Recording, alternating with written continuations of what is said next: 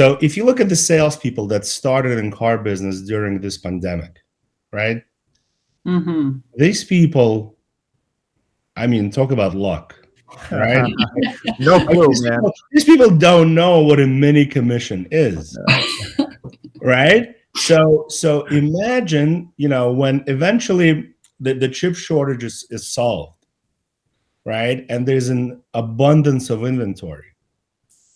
These guys have no idea how to sell a car because right now it just, what's the sale technique? I got the car. I have it. Yeah. I have it.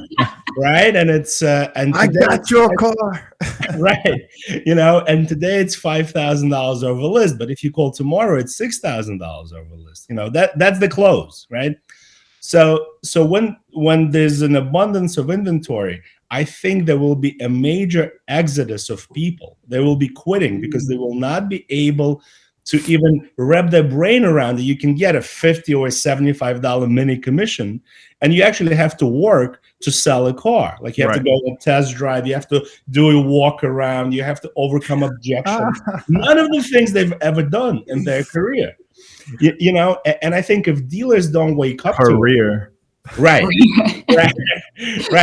But I think dealers need to also realize that they're going to be in trouble, when a lot of people will be quitting. So you need to, you fix the roof when it's sunny outside, right? Not when it's raining. So this is the time to implement, a training program, to implement, all types of program in order for you to retain these people in the future. Well, and it goes back to what we were talking about in the audits. Like management is so, in my experience, so reactionary. And why aren't you doing it right? Our numbers are really low. And you get those Friday morning meetings where everybody's just yelling at each other. And that's just going to, as soon as the inventory picks up, those meetings are going to get more and more often because nobody's training anybody right now. Right.